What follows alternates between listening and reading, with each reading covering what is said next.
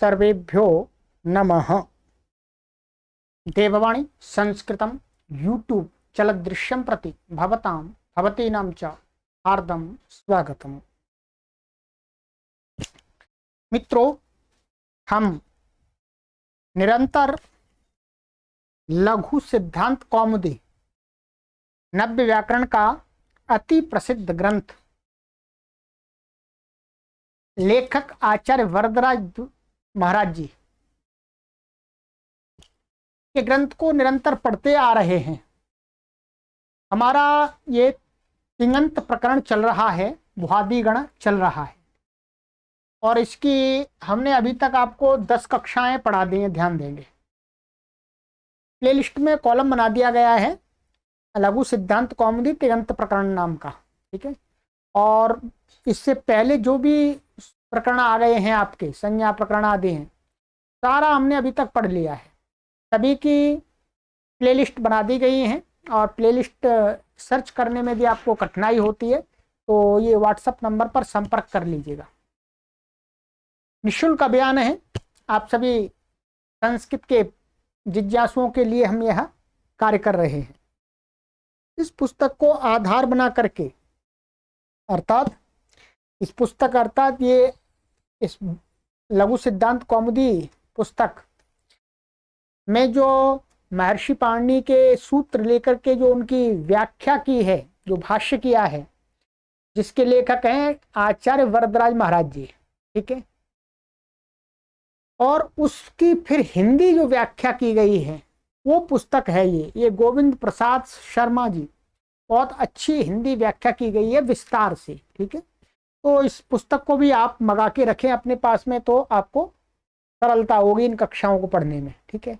और ये सबसे अच्छी व्याख्या वाली पुस्तक है, इससे अच्छी व्याख्या वाली कोई पुस्तक नहीं है। ये सभी प्रकार के छात्रों के लिए अत्यंत सहयोगी पुस्तक है। इस पुस्तक को आप वीडियो के डिस्क्रिप्शन में लिंक दिया है, उस पर क्लिक करके आप ऑनलाइन घर पर बैठे बैठे भी मंगा सकते हैं, अथवा जहाँ पर ये पुस्तक मिलती है बुक शॉप से, वहाँ से भी आप ले सकते हैं, ठीक है। चलिएगा, तो पढ़ना आरंभ करते हैं। यदि आपने पीछे की कक्षाएं नहीं पढ़ी हैं तो पीछे की कक्षाएं पहले पढ़ लीजिएगा, तब आपको ये समझ में आएगी। ये सीरीज चल रही है, ठीक है। 11वीं कक्षा है और हम अभी लकार रूप सिद्धि कर रहे हैं धातुओं के, ठीक है। ये हमने आपको अभी तक लट लकार के रूपों की सिद्धि करा दी है, लिट लकार के रूपों की भी सिद्धि करा दी, भू धातु की लुट लकार की भी हमने सिद्धि कर ली है, ठीक है। गत कक्षा में मैंने आपको लुट लकार की सिद्धियां कराई थी। आज हम भू धातु के लिट लकार की सिद्धियां करेंगे, ठीक है। लिट लकार आज आचार्य वरदराज महाराज जी हमें क्रम में लिट लकार की सिद्धियों को पढ़ाएंगे, ठीक है। भू धातु के लिट लकार में जो रूप बनते हैं वो ये हैं। प्रथम पुरुष के बनते हैं एक वचन, द्विवचन, बहुवचन में भविष्यति, भविष्यतः, भविष्यन्ति। मध्यम पुरुष में बनते हैं भविष्यसि, भविष्यथः, भविष्यथ। और उत्तम पुरुष में बनते हैं भविष्यामि, भविष्यावः, भविष्या। अब व्याकरण का कार्य यही है कि इस रूप कैसे बने, क्या इनकी प्रक्रिया है, उसको ही जानना व्याकरण है, ठीक है। तो अब जानते हैं इसमें कौन कौन से सूत्र से कैसे कैसे क्या क्या हुआ है, ठीक है। चलिए, अब आचार्य वरदराज महाराज जी की शरण में चलते हैं। तो आचार्य वरदराज महाराज जी कहते हैं चलो मैं आपको महर्षि पाणिनि की शरण में ले चलता हूँ, क्योंकि मूल सूत्र तो महर्षि पाणिनि के हैं। तो हम आचार्य वरदराज महाराज जी के पास जाते हैं, आचार्य वरदराज महाराज जी हमें महर्षि पाणिनि के पास ले जाते हैं। फिर महर्षि पाणिनि जी सूत्र बताते हैं कि ये वाला सूत्र लगाइएगा। तो सूत्र है इसके लिए लघु सिद्धांत कौमुदी का क्रम संख्या सूत्र है 408। हमने अभी तक इससे पहले के लघु सिद्धांत कौमुदी के 407 सूत्र पढ़ा दिए हैं आपको। सभी वीडियोज उपलब्ध हैं, ठीक है। लगभग इसकी 250 वीडियो बन गई हैं, लगभग 250, ठीक है। और लगभग इसकी 1000 वीडियोज बनेंगी पूरी पुस्तक की, ठीक है। तो यहाँ 408 में सूत्र में कहते हैं लृट शेषे चा, तीसरे अध्याय के तीसरे पाद का 13वां सूत्र है यह अष्टाध्यायी में। ठीक है, ये अष्टाध्यायी है, अष्टाध्यायी को अपने पास अवश्य रखें। ठीक है, चलिएगा तो इसका हम पदच्छेद आदि देख लेते हैं पहले एक बार। यहां पर देखिएगा, लृट शेषे च, ये है लृट प्रथमांतम मान प्रथमा व्यक्ति एक वचनांत है, शेषे सप्तम्यंतम सप्तमी व्यक्ति एक वचनांत है, च अव्ययपदम च अव्ययपद है। 3 पदों का ये सूत्र है। इसमें भविष्यति गम्यादयः जो एक सूत्र है अष्टाध्यायी में, इस सूत्र के ऊपर, उस सूत्र में से भविष्यति माने भविष्यति, और इसी के ऊपर एक सूत्र है तुमुन अणुलौ क्रियायाम क्रियार्थायाम। तो इस सूत्र से क्रियायाम क्रियार्थायाम इसकी अनुवृत्ति आती है। ठीक है, स्पष्ट हो गया। लिट शेषे च, इस सूत्र में क्या होता है, इससे ऊपर ये 2 सूत्र हैं, इसमें से एक सूत्र में से भविष्यति की और दूसरे सूत्र में से क्रियायाम क्रियार्थायाम, इन पदों की अनुवृत्ति लानी पड़ती है अर्थ करने के। ठीक है, चलिए अब आ जाइएगा। अब इसका ये बता दिया, अब अर्थ देखते हैं पहले। भविष्यद अर्थात धातोर्लिट क्रियायाम क्रियार्थायाम क्रियायाम सत्याम असत्याम वा। ठीक है, बस इतना ही है। कहते हैं भविष्यत अर्थात, ठीक है, भविष्यत अर्थ में, भविष्यत अर्थ में वर्तमान जो धातु, ठीक है, भविष्यत अर्थात में भविष्य अर्थ में, भविष्यत मान फ्यूचर, भविष्यत काल में वर्तमान जो धातु, उस धातु से कहते हैं लिट प्रत्यय होता है। कब? क्रिया क्रियार्थायाम क्रियायाम सत्याम, माने क्रियार्थ क्रिया उपपद रहते हुए, माने क्रियार्थ क्रिया उपपद में रहते हुए, माने एक क्रिया वर्तमान में हो रही है, वो क्रिया इसलिए हो रही है कि उस क्रिया को करने के बाद उसको दूसरी क्रिया करेगा। जो पहली क्रिया की जा रही है वो दूसरी क्रिया का हेतु है। तो क्रिया के लिए जो क्रिया की जाती है वो क्या होती है? क्रियार्थ होती है, क्रियार्थ क्रिया। तो यहां का क्रियार्था माने अन्य क्रिया के लिए जो क्रिया की जा रही है वो क्रिया क्या हो गई? क्रियार्था। और वो क्या है? क्रियार्था क्रिया में, क्रियार्था के क्रियार्थायाम क्रियाम सप्तमी दोनों में, वो क्रियार्था क्रिया उपपद में हो, समीप में हो, सत्यमान होने पर वहां, असत्याम्बा अथवा नहीं हो, केवल भविष्यत काल अर्थ ही हो, तो क्या हो जाता है? धातु से लिट प्रत्यय हो जाता है। अभी आपको क्रियार्थ क्रिया समझ में आएगी, ठीक है। जैसे जैसे पठिष्यति इति गच्छति, ठीक है। पठिष्यति इति गच्छति, पढ़ेगा इसलिए जा रहा है, ऐसा इसका अर्थ आता है, ठीक है। कोई व्यक्ति जा रहा है तो किसी ने पूछा भाई क्यों जा रहा है, तो कह रहा पठिष्यति इति गच्छति, माने पढ़ेगा आगे चल के, अभी फ्यूचर में, इसलिए जा रहा है, ठीक है। जाना क्रिया किसके लिए हो रही है? पढ़ने के लिए। क्या? जाना क्रिया किसके लिए हो रही है? पढ़ने के लिए। तो पढ़ने के लिए जो क्रिया है वो क्या हो? क्रिया के, पढ़ना एक क्रिया है, तो पढ़ना क्रिया के लिए जो क्रिया हो रही है तो वो क्या हो? क्रियार्था क्रिया। ये गम जो गच्छ गमन, ये क्या है? क्रियार्था क्रिया है।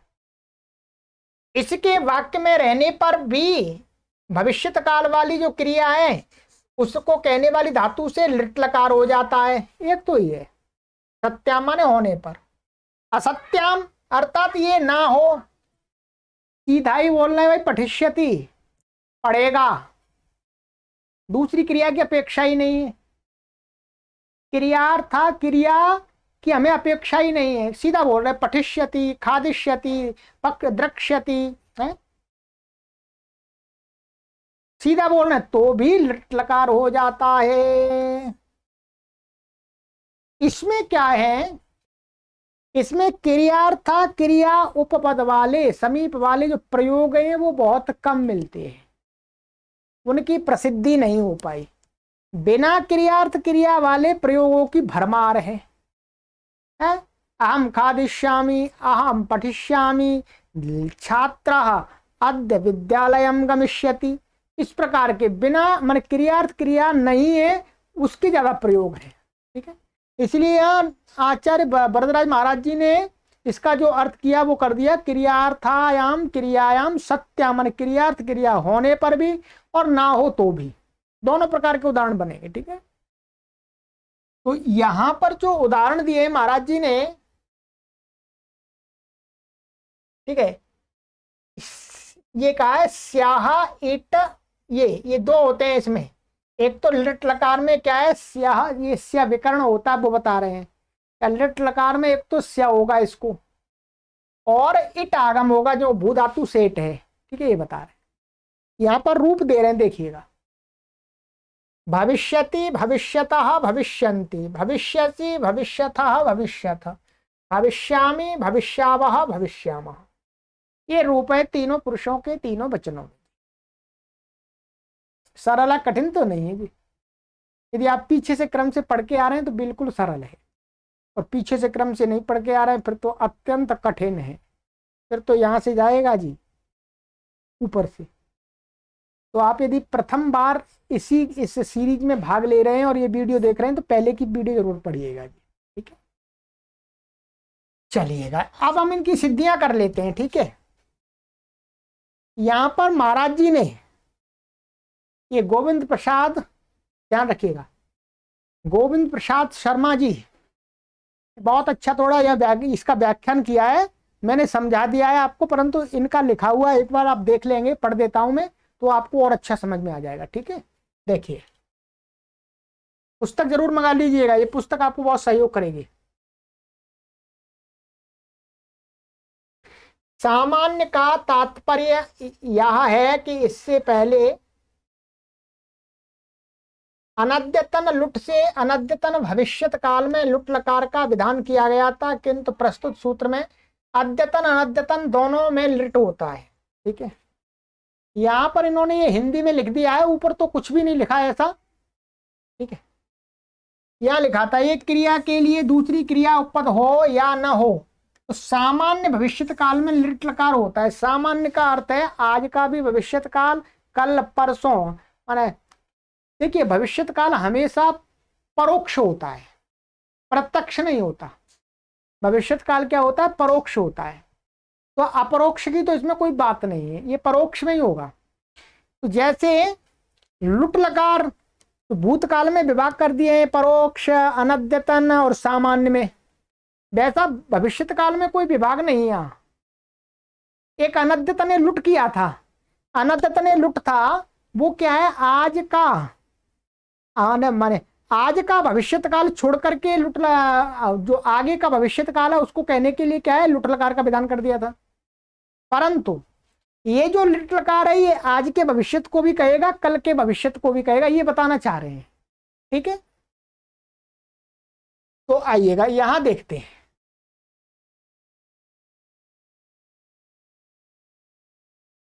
एक क्रिया के लिए दूसरी क्रिया का प्रयोग यहां उतना प्रसिद्ध नहीं है।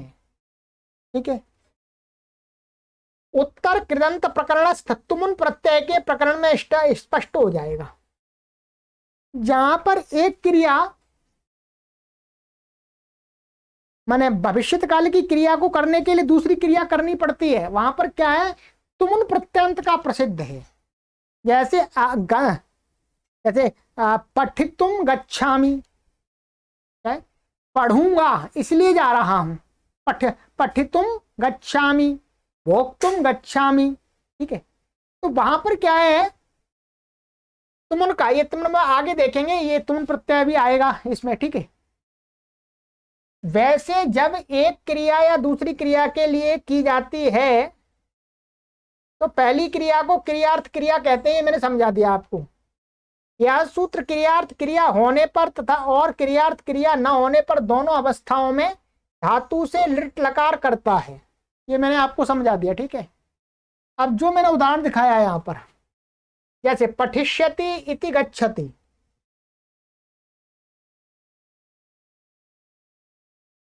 क्या है? पठिष्यति इति गच्छति, पढ़ेगा इसलिए जा रहा है। पठन क्रिया के लिए गमन क्रिया है, अतः जो पठन क्रिया पठन है वो क्रियार्थ, पठन क्रियार्थक गमन क्रिया के ऊपर रहते, माने पठन क्रिया है वो क्या है, इसका जो क्रियार्थक है, क्रियार्थ है वो गमन क्रिया है। क्रियार्था क्रिया क्या है? गमन। तो उसके ऊपर वाले समीप में रहते हुए पठ धातु से लिट लकार होकर के पठिष्यति बनता है। ठीक है, रूप सिद्ध होता है। जब क्रियार्थ क्रिया उपपद में न हो तो भी धातु से सामान्य भविष्यत अर्थ में लिट प्रत्यय हो जाता है, जैसे केवल पठिष्यति, खादिष्यति आदि ये भी हो जाएंगे। ठीक है, ये बात मैंने आपको समझा दी थी मौके का भी। ठीक है, अब आ जाइएगा सिद्धियां देख लेते हैं। इसमें सिद्धियां महाराज जी ने यही करा दी हैं, यही देख लेते हैं।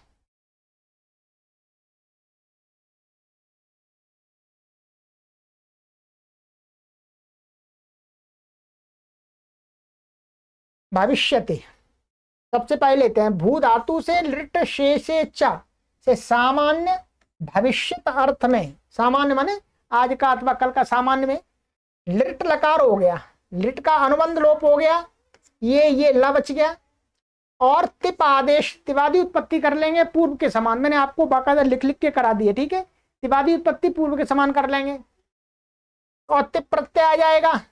इसकी सार्वधातुक अब तिंग सार्वधातुकम से सार्वधातुक संज्ञा हो जाएगी। अब सार्वधातुक संज्ञा होने से क्या होगा, कर्तरी शप, शप की प्राप्ति होती है, ये कर्ता में, तो कर्तृवाचिनी सार्वधातुके परता धातु शप विकरण भवती, तो शप नहीं करना या उसे बाध करके स्यतासी लुटो, ये सूत्र पहले पढ़ा दिया मैंने 2-3 बार, माने स्यतासी लुटो से स्या प्रत्यय हो जाता, स्या विकरण हो जाता धातु से, माने लिरी माने लिट लकार और लिंग लकार, इनके परे रहते धातु से स्या विकरण होता है, स्या, और लुट के परे रहते तास हो जाता है। ये तो हमने कर ही दिया पिछली कक्षा में। तो भू स्या ती ऐसा बना, स्या की आर्धातुक संज्ञा है, आर्धातुकम शेषः। ठीक है, आर्धातुक संज्ञा होने से क्या, अंग के अधिकार में आर्ध धातु कस्यड बलादे है, आर्ध धातु कस्यड बलादे से क्या हो जाएगा, इट आगम प्राप्त होता है। इट आगम टित होने के कारण से आद्यंत टकित उसके आदि में बैठता है, स्या के आदि में बैठेगा तो इट का टकित संज्ञा हो जाएगी, तो भू ई स्या ती ऐसा बन गया। ठीक है, भू में ऊपर का वो, भू में जो उकार है, उकार है, ये ऊ, उसको सार्व धातु का आर्ध धातु का से गुण हो जाता है, माने ये क्या है, आर्ध धातु है, तो आर्ध धातु को मान करके इसको गुण हो जाएगा, अधे गुणा आदि लग करके स्थानांतरमा लग करके वो हो जाएगा भो ई स्याति ऐसा बनेगा। अब यहाँ पर भो ई में एचो है, ये इट का ई है, एचो एवा यावा से अब आदेश हो जाएगा, भव हो जाएगा, तो क्या बन जाएगा, अब ई स्या और ती ऐसा बन गया। अब यहाँ पर ई से परे स्या के सकार का, माने जो स्या का सकार है उसको आदेश प्रत्ययों से मूर्धन्य हो गया, शक्त हो गया, वर्ण सम्मेलन करके माने मिला करके क्या बन गया जी, भविष्यति। सरल है, कुछ भी कठिन नहीं है। ठीक है, भविष्यति ऐसे बनता है। और देखिए द्विवचन में क्या बन जाएगा, भविष्य, सारा प्रक्रिया वही रहेगी। द्विवचन में हमारा क्या, भविष्यता में भी यही प्रक्रिया अपनानी है, केवल यहाँ पर क्या द्विवचन का है, प्रथम पुरुष का तो तस प्रत्यय आ जाएगा, तस आ जाएगा, और ये तस का सकार होगा उसको रुत विसर्गा हो जाएगा, है सो रूह और खरवसानी और विसर्जनीय आदि लग जाएगा। ठीक है, पूर्ववत। भविष्यंती में क्या हो जाएगा, वही सारी प्रक्रिया रहेगी, भू और स्या, और ये क्या है, तिप की जगह झी आएगा बहुवचन में, और झी को झकार के स्थान में क्या हो जाता है, झो अंता से अंत आदेश हो जाता है, तो जी को अंत ही बन जाता है, अंत आदेश होकर के अलंत क्या हो जाता है। फिर जो स्या का ये था, स्या का आ और अंति का आ, ये दोनों से क्या हो जाता है, अतो गुणे से पररूप हो जाता है। क्या हो जाता है, पररूप, माने ये आ और ये स्या का आ दोनों मिलकर के एक जैसे हो जाते हैं, तो स्यंती बन जाता है। ठीक है, तो भविष्यंती ऐसे बन जाएगा ये। चलिए, और अब मध्यम पुरुष में भविष्यसी, भविष्य था, भविष्य था, कुछ भी नहीं है, सिप आ गया, सिप का सी बचेगा, बाकी प्रक्रिया समान है। ठीक है, मध्यम पुरुष आएगा, त्रिवादी उत्पत्ति में जो मध्यम पुरुष वाला सूत्र लगाया है वो लगेगा। भविष्य था ये थसका है, भविष्य था ये थका है, ये भविष्यति की तरह ही बनेंगे। ठीक है, द्विवचन में सकार को ऋत्व विसर्ग होगा अर्थात जहां पर थस है। भविष्यामी यहां पर सूत्र, भविष्यामी में क्या हो जाएगा, मिप आ जाएगा। क्या आ जाएगा, बोलो जी, मिप। तो मिप आ जाएगा, ऐसा बन जाएगा ये भविष्य, और ये मिप आ जाएगा। ठीक है, मिप का मी बचेगा। अब यहां पर क्या है, अतो दीर्घो यहीं, ये सूत्र भी पहले कई बार पढ़ा है, अतो दीर्घो यहीं से क्या हो जाएगा, इसको दीर्घ हो जाएगा। ये आदि सार्वधातु के परे रहते क्या, ह्रस्वकारांत अंग को दीर्घ हो गया, तो भविष्यामी बन गया ये। ऐसे ही ये द्विवचन में वस आ जाएगा, यहां पर भी दीर्घ हो जाएगा, ऋत्व विसर्ग हो जाएगा वस के सकार को, भविष्यावह। ऐसे ही बहुवचन में मस का आ जाएगा, भविष्यामः, ये बन जाएगा। ठीक है, दीर्घ के बाद सकार को ऋत्व विसर्ग करिएगा, अर्थात ऋत्व विसर्ग तो होगा ही, सजुषो रुहु खरवसानी और विसर्जनीय आदि। तो ये तो आपके आज हमने लिट लकार के रूपों की सिद्धि करा दी। ठीक है, अब मैं आपसे फिर कहता हूं, ये आपको अभी पहली बार आप ये वीडियो को देख रहे हैं तो आपको नहीं समझ में आएगा, पीछे से क्रम से पढ़ के आइएगा, पूरी त्रिवादी उत्पत्ति भी आपको सीखनी पड़ेगी, सिखाई है जो मैंने लिख लिख करके, तब आपको ये सिद्धि अब समझ में आएगी। अब इसके बाद क्रम में आता है जी, बोलो, लोट लकार। लोट लकार आता है, अगली कक्षा में लोट लकार आपको पढ़ाएंगे। ठीक है, आपसे निवेदन है कि आप यदि संपूर्ण आरंभ से लेकर के, हमने पढ़ाया शुरू से लेकर के, क्या शुरू से लेकर के, इसमें संज्ञा प्रकरण, अच संधि, हल संधि, विसर्ग संधि, अजंत पुल्लिंगा, अजंत स्त्रीलिंगा, अजंत नपुंसकलिंगा, हलंत पुल्लिंगा, हलंत स्त्रीलिंगा, हलंत नपुंसकलिंगा, अव्ययानी, ये सारे प्रकरण पढ़ा दिए, सभी के लिए प्लेलिस्ट बना दिए। ठीक है, अब ये भुआदया तिगंत का प्रकरण चल रहा है, अब ये भी पूरा हो जाए। पूरी लघु सिद्धांत कौमुदी हमें इस कोर्स में पढ़ानी है।